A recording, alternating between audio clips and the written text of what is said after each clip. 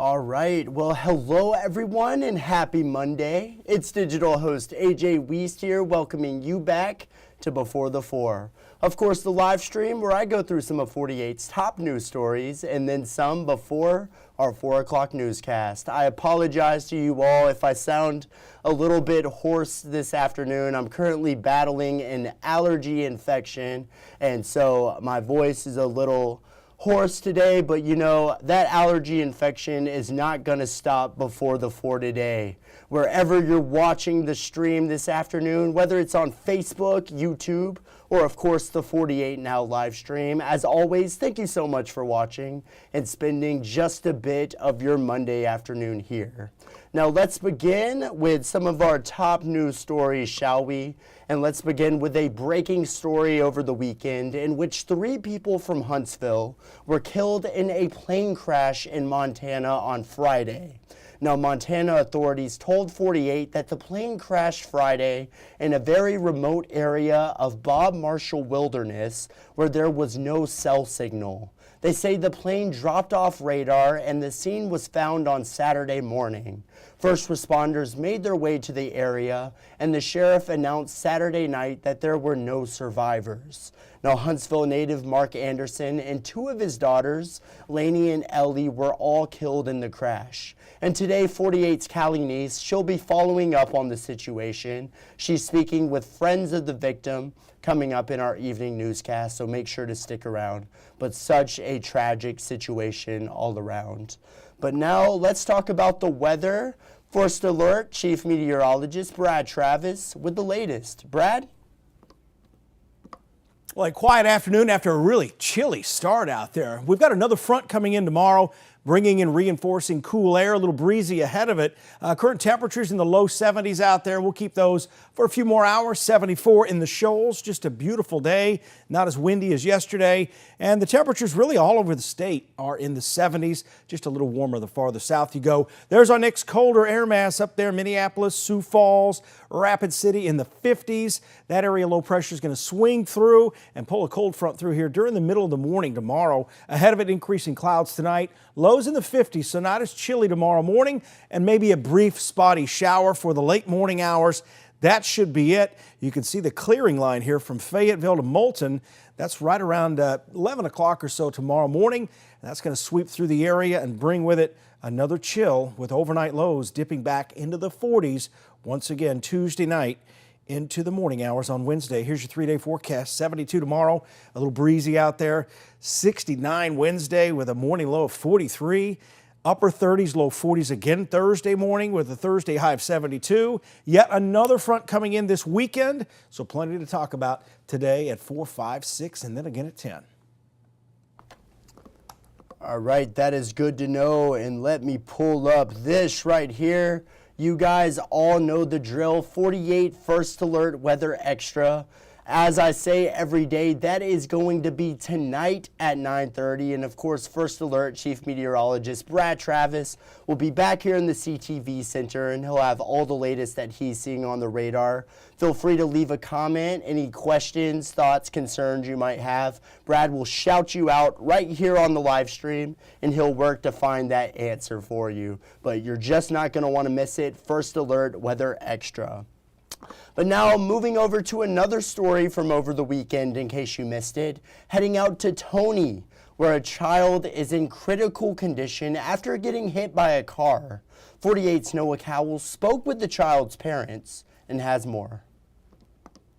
Kendra and Dominic Boucher are at UAB Hospital with their 11-year-old son Nick after he was hit by a car on Op Reynolds Road in Tony Saturday night. You never expect anything like this. When I got a phone call from his dad saying Nick was hit, by a car, I was like, what are you talking about? What? He had to tell me again. And I was like, oh my gosh, everything just kind of started falling apart. WAFF 48 was the only station on the scene of this accident Saturday night. Initially, we were told that Nick was rushed to the hospital in critical condition. It was believed he had a brain bleed and possible skull fracture. But his parents tell me, luckily, his injuries aren't as bad as everyone first thought. Once Nick was transferred to UAB Hospital, doctors told the family the worst their son has is just a concussion. There ain't too many people that can say that they've had an accident of this nature and walked away with nothing but a concussion. His swellings went down, his color's back, and he's really, really blessed and fortunate kid.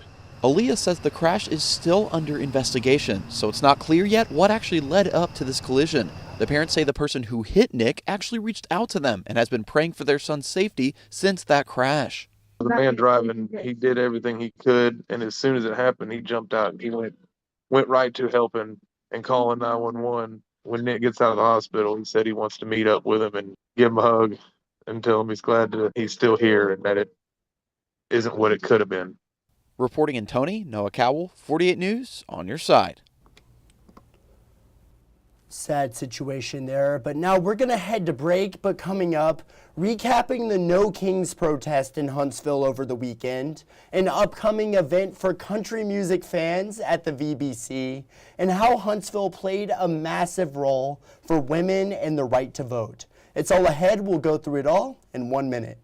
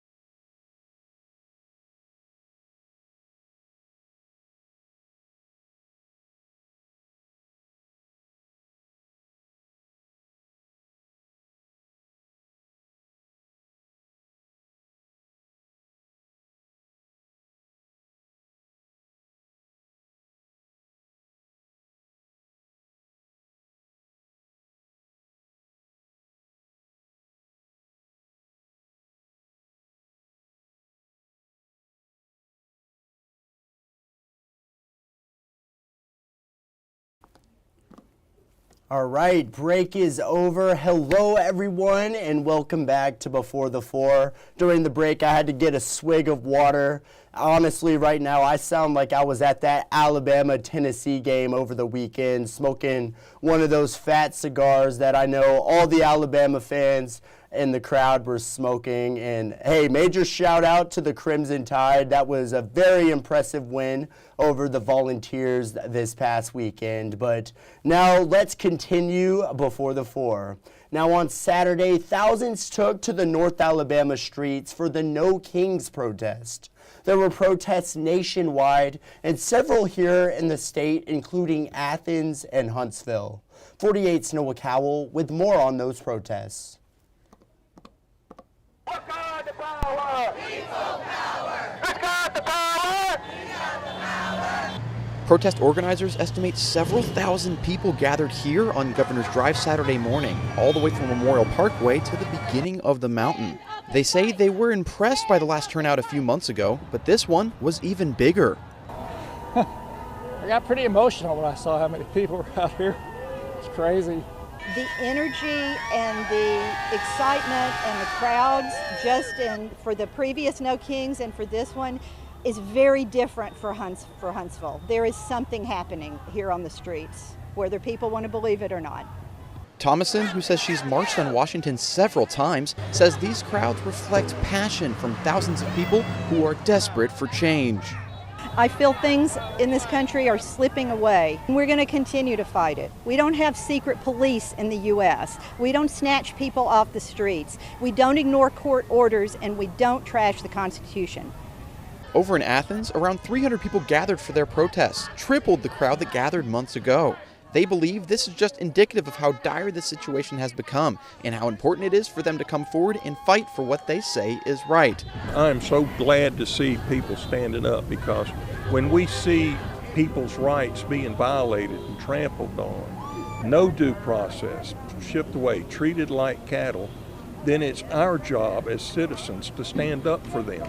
These protesters called on local representatives to hear their concerns and for our congressmen to end this lockout, saying nothing will be accomplished and our country won't move forward if they can't settle their differences and compromise. We've gone to extremes, and so we need to stand up and let the people know, let our Congress know that we need to work together. Reporting in Huntsville, Noah Cowell, 48 News, on your side. Right, well now country music fans, listen up. The Von Braun Center announced plans for an all-star salute to 90s country. At least 30 acts are confirmed for the show, which will be taped and aired on television later. Tanya Tucker, Rhett Adkins, Tracy Lawrence, and Mark Colley are among the stars who will take the stage. Tickets start at $79 each. They go on sale this Friday, and of course the show will take place on February 5th of next year. Exciting stuff right there. Gotta love 90s country. I said it earlier, it's like the golden age of country music. Such an amazing time for the genre, no doubt about it. But now, did you know Huntsville was a pivotal place as women in Alabama fought for the right to vote? Well, the Huntsville Women's Suffrage Association went across North Alabama to create a network of women activists to fight together for the rights we all have today. 48's Faith Delp has more on our city's history.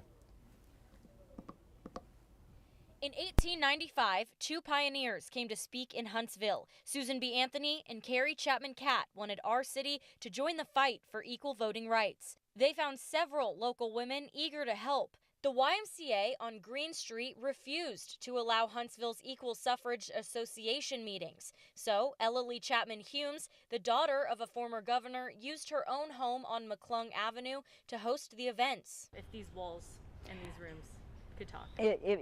We would love to know what they were saying. There were wonderful whispers being made. Donna Castellano is the executive director of the Huntsville Historic Foundation. She says the saddest part is Humes died months before the Equal Rights Amendment was passed, so she never got to vote. But that again shows the leadership qualities that these women had.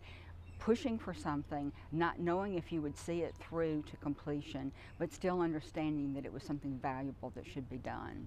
At the same time, there was a similar visit by Black woman suffragist Frances Ellen Watkins Harper. She traveled the country talking about the need for Black men and Black women to have the right to vote. When she came to Huntsville in 1895, her visit was only briefly mentioned in one Black newspaper. But with her activism and leadership, we saw the first 6 Black women allowed to vote, even though it didn't happen until 25 years after her trip to Huntsville. This is another historic landmark where Alice Baldridge's home once sat. She led the Huntsville Equal Suffrage Association when it reformed itself in 1912. In 1915, when the state legislature refused to pass the women's suffrage amendment at the state level, the HESA pushed for women to be able to run for the Board of Education. Baldridge ran for a seat and won. She famously said she didn't expect to win. She thought the prejudice against women was too great, but it would serve a purpose if it made it easier for the next woman. She won solely with the vote of Huntsville-Madison County men. Then Baldridge became Huntsville-Madison County's first female attorney. Castellano says Huntsville played such a unique role in the women's suffrage movement, and she values the historic markers that made our state and country what they are today. People literally from around the world who come and want to walk down the streets of the Twickenham Historic District learn a story of a woman who overcame and did not accept the limitations that society placed on her. We want to inspire those future leaders as well. Reporting in Huntsville, Faith Delp, 48 News, on your side. Well, who would have known? That is awesome stuff right there. And now let's head into the stories you're just not going to want to miss coming up in our evening newscasts. Jury selection underway for a Lauderdale County judge facing 18 felony charges. 48's Aria Pons will have more on that coming up. Following up on the tire fire out in Kilpatrick, Will Eldridge is on top of that this afternoon. And finally, a North Alabama country club getting redeveloped. Faith Delp will have more on that, and these are just a few of the stories you're just not going to want to miss coming up in our evening newscast. And it is 3:55. You all know what time it is now. It is, of course, time for Facebook Fun. That's right. And our 48 Facebook question today. What food condiment will instantly make you not eat something? Now, if you all remember, I asked this question on Facebook. It's been probably a bit over a year now, and You guys always had a lot of opinions on this question, so I said, why not reuse this question and ask it again? And yeah, you guys, I think we got just about 200 comments in just an hour, honestly. And that is, yeah, you guys have a lot of opinions, a lot of things that will make you not want to eat something. But with that said, let's see what you all had to say. Mayo, Melissa Hill does not like the mayo. Sherry said horseradish. Now, I do not agree on that, Sherry. I love me a good prime rib with some horseradish on it. Love horseradish, or that Arby's horsey sauce. Some of my favorite condiments right there. Rianne said hot sauce or red pepper. Doesn't like the spice, you know, I understand. I can't relate, but I absolutely understand. Jennifer said sour cream. Cilantro, that's what Vicky Ellis said. I feel like cilantro, you either love it or you hate it. There's no in between. There's no like, I just kind of like cilantro. It's either you love it or you hate it. Ranch dressing, wow, that is a hot take there, I want to say, Carol. I love me some ranch dressing. Jackie said mushrooms. Jackie, you and my father would get along. If it has mushrooms on it, my father will not touch it. So I think you and my father would very much get along. Heather Baker said ketchup. That is another hot take right there. I don't know too many people who do not like ketchup. And you guys had a bunch of comments. A lot of mayo I saw. Jay and Cindy Barton was very specific about which mayo they will not eat. And they said Bama mayonnaise. I don't know how Bama is too much different than Hellman's or Duke's.